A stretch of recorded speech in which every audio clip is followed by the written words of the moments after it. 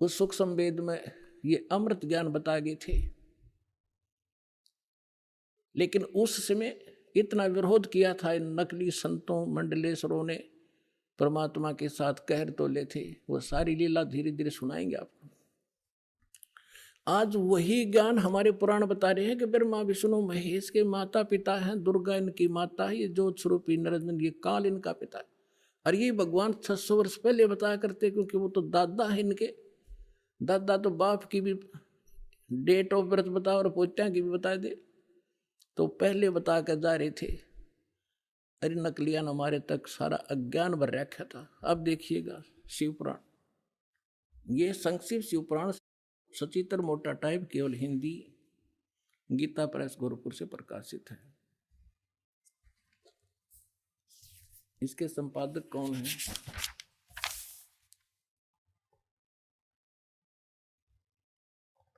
हनुमान प्रसाद पोदार, और ये गीता प्रेस गोरखपुर से प्रकाशित है।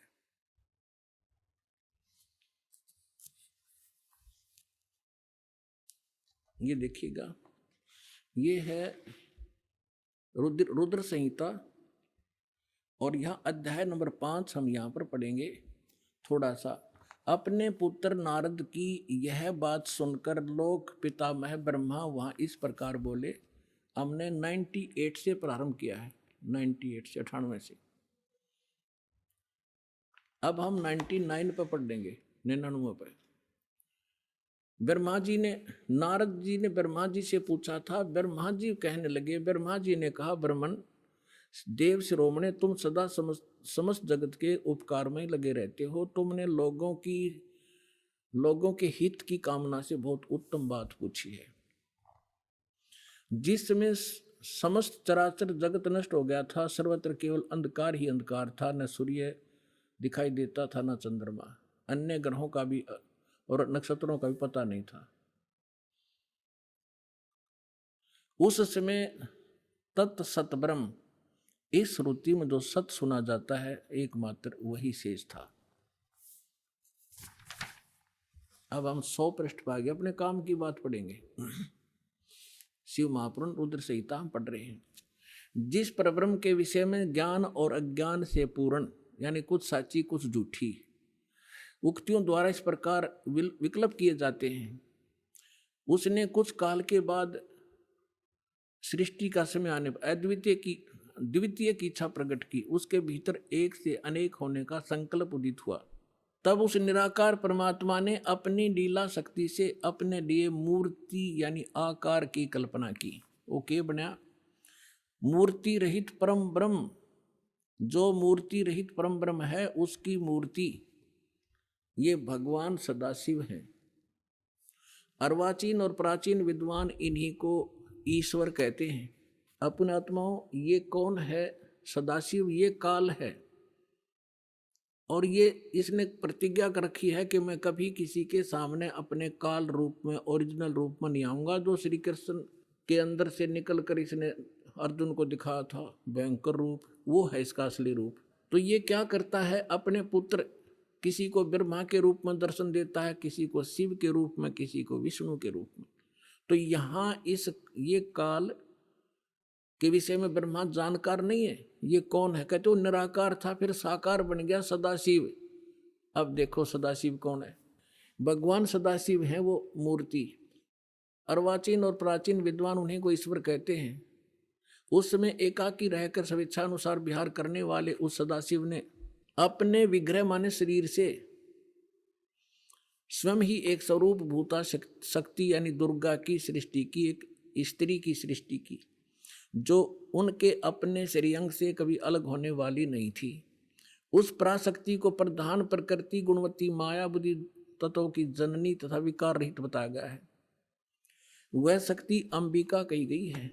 अब ये क्या कह रहा है ब्रह्मा जी? पुण्यात्माओं, अब देखो कमाल की बात है। देवी पुराण के अंदर 3रे स्कंद में ब्रह्मा जी अपने पुत्र नारद को बताता है कि बेटा, मैं जब उत्पन्न हुआ मैं कमल के फूल पर बैठा था और युवा मेरा शरीर था। मुझे नहीं मालूम मैं किसने उत्पन्न कर दिया, मेरा उत्पत्ति करता कौन है, मैं कुछ नहीं जानता। अब यूं बताओ है उस अपने बाप के की उत्पत्ति वो क्यों कर बना। तो ये आपे कह रहा है कुछ सच्ची कुछ झूठी। तो ये इसने परमात्मा जो प्रथम बार आए थे वो इस ब्रह्मा से मिले, विष्णु जी से मिले, शिव जी से मिले थे, उनको सृष्टि रचना सारी कथा सुनाई थी। इन्होंने एक बार तो स्वीकार किया था, फिर काल प्रेरणा से माल्य के ज्ञान को रिजेक्ट कर दिया था। अब वो सुना हुआ ज्ञान यहाँ कुछ अटकलबाजी कर रहा है। ये परमात्मा ने तो ये बता रखा है कि काल ने दुर्गा को खा लिया था, बुरी नीयत है, वो उसके पेट में चली गई थी, फिर वो परमेश्वर ने आकर निकाली थी, तब ये दोनों पति पत्नी रूप में रहने लगे थे। अब ब्रह्मा जी इसको दूसरे ढंग से कह रहा है कि उस सदा शिव ने ये इसने सिर पैर का पता नहीं कि उसने अपने शरीर से एक स्त्री उत्पन्न की जो कभी उसके अंग से अलग होने वाली नहीं थी। अब ये देखिएगा, उस समय एकाकी रहकर स्वेच्छानुसार विहार करने वाले सदाशिव ने अपने विग्रह से स्वयं ही एक स्वरूप भूता शक्ति की सृष्टि की जो उनके अपने श्रेयंग से कभी अलग होने वाली नहीं थी। वो कौन है? उस पराशक्ति को प्रधान भी कहते हैं। ये प्रधान शब्द राखियो याद, प्रकृति भी याद रखना। ये प्रधान और प्रकृति शब्द आपके श्रीमद् भगवद गीता के अंदर दास सिद्ध करेगा कि दुर्गा और काल के संयोग से ब्रह्मा विष्णु महेश की उत्पत्ति हुई। वहाँ ये प्रधान और प्रकृति शब्द है। तो ये समझना कौन है ये प्रधान। ये कह रहे हैं उसी को प्रधान, प्रकृति गुणवती माया बुद्धि दोनों तत्वों की जननी तथा विकार रहित बताया। उस शक्ति वह शक्ति अंबिका कही गई है। उसी को प्रकृति सर्वेश्वरी और त्रिदेव जननी, ओह, ब्रह्मा विष्णु महेश की माता, उनको उत्पन्न करने वाली नित्य और मूल कारण भी कहते हैं। सदाशिव द्वारा प्रकट की गई यानी उसके शरीर से निकली हुई उस शक्ति के 8 भुजाएं हैं, अष्टंगी।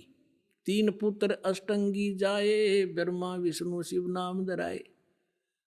600 वर्ष पहले मालिक बता गए थे। आज हमारे ये पवित्र सदग्रंथ उसको सेकंड कर रहे हैं, समर्थन कर रहे हैं भगवान की वाणी का। और जिनको संस्कृत भी नहीं आवती ब्राह्मण कहा करते और गुरु जी हमारे क्या जाने दानक जुला, वो समृद्ध थे, सब वो प्रत्येक चींटी तक की भाषा जानते, सब पशु पक्षियों की भाषा जानते हैं। और इन्होंने उसको रिजेक्ट करके डाल रखा था लाल को। अब संभालो पुण्यात्माओं, आपका कल्याण हो जाएगा। उसको सदाशिव द्वारा प्रकट की उसकी शक्ति के 8 भुजाएं हैं। नाना प्रकार के आभूषण उसके श्री अंगों की शोभा बढ़ाते हैं। वह देवी नाना प्रकार की गतियों से संपन्न है और अनेक प्रकार के अस्त्र शस्त्र धारण करती है। एकाकिनी होकर वह माया संयोग वसात अनेक हो जाती है। वे जो सदाशिव हैं उन्हें परम पुरुष ईश्वर, शिव, शंभु और महेश्वर कहते हैं। यहाँ देखिएगा, अब 101 पृष्ठ पर आ गए हम। रुद्र संहिता। वे अपने सारे अंगों में भस्म रमाए रहते हैं उन काल रूपी ब्रह्म ने। इसको काल कहो, ब्रह्म कहो, सदाशिव कहो, उन काल रूपी ब्रह्म ने एक ही समय शक्ति के नाथ नहीं शक्ति के साथ शिवलोक नामक क्षेत्र का निर्माण किया था। उस उत्तम क्षेत्र को काशी कहते हैं। वह परम निर्वाण व मोक्ष स्थान है जो सबके ऊपर विराजमान है। वे प्रिय और प्रियतम, वो पति पत्नी रूप में शक्ति और शिव, दुर्गा और काल जो परमानंद स्वरूप है, उस मनोरम क्षेत्र में नित्य निवास करते हैं। शिव और शिवा ने, काल और दुर्गा ने प्रलय काल में भी उस क्षेत्र को अपने सानिध्य से मुक्त नहीं किया। अब यहाँ देखना, देवर से एक समय उस आनंद वन में रमण करते हुए शिवा और शिव के मन में, दुर्गा और काल के मन में, ब्रह्म के मन में यह इच्छा हुई कि किसी दूसरे पुरुष की सृष्टि करनी चाहिए, यानी कोई संतान उत्पन्न करनी चाहिए। ऐसा विचार करके देखिएगा, यह सृष्टि जिस पर यह सृष्टि संचालन का महान भार रखकर हम दोनों केवल काशी में रहकर इच्छा अनुसार विचरें और निर्वाण धारण करें। इन्होंने ये सोचा कि वे एक पुत्र उत्पन्न करें और उसके हवाले सारा इंचार्ज दे दे, हम फिर आराम तरह करेंगे, देख विचरे।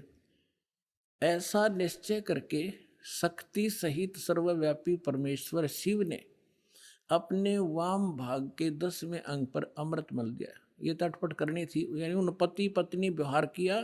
फिर तो वहां से एक पुरुष प्रकट हुआ, एक लड़का उत्पन्न हुआ। ये देखिएगा 102 पृष्ठ पे सदा संक्षिप्त रुद्र संहिता हम पढ़ रहे हैं। शिव ने कहा वत्स, शिव ने कहा बेटा, व्यापक होने के कारण तुम्हारा विष्णु नाम विख्यात हुआ। अब काल और दुर्गा का बेटा यानी विष्णु की उत्पत्ति होगी, दोनों से सिद्ध हुआ। अब यहां देखो, ये 6वां अध्याय समाप्त हुआ। अब यहां देखिएगा 7वां शुरू हुआ। ब्रह्मा जी कहते हैं देव से, तत्पश्चात कल्याणकारी परमेश्वर शाम सदाशिव ने पूर्ववत प्रयत्न करके, जैसे विष्णु उत्पन्न किया था, दोनों ने पति पत्नी व्यवहार करके मुझे अपने दाहिने अंग से उत्पन्न किया। मुने उस महेश्वर ने मुझे तुरंत ही अपनी माया से मोहित करके नारायण देव की नाभि कमल में डाल दिया, फिर लीला पूर्वक मुझे वहां से प्रकट किया। इस प्रकार इस कमल के से उत्पन्न के पुत्र के रूप में मुझे हिरण्यगर्भ का जन्म हुआ। अब ये शिव पुराण का अनुवाद करता विचलित हो गया कि यहाँ तक, क्योंकि शिव का पुजारी होगा यू, इसने यहाँ तो कर दिया कि विष्णु और ब्रह्मा की उत्पत्ति तो बता दी क्लियर कि सदाशिव काल रूपी ब्रह्म और दुर्गा, इनसे दोनों की उत्पत्ति होगी। अब यहाँ विचलित हो गया यो, ले कहते हैं चोर चुरावे तुमड़ी और गड्ढे पानी में, वो गड्ढे हुआ उपरावन सच्चाई छानी नहीं। अब इन तीनों के पिता हैं ये और सिद्ध करते हैं। ये देखिएगा इसके 24 पृष्ठ पे आपको दिखाते हैं। ये विद्वेश्वर संहिता है। एक समय क्या होता है, एक समय ब्रह्मा और विष्णु जी का इस बात पर झगड़ा हो गया, युद्ध हो गया। ब्रह्मा जी कहने लगे मैं तेरा बाप विष्णु जी को, विष्णु जी कहने लगे मैं तेरा बाप, तो मेरी नाभि कमल से उत्पन्न हुआ। इन दोनों का झगड़ा हो गया। ये लंबी कहानी फिर बताएंगे।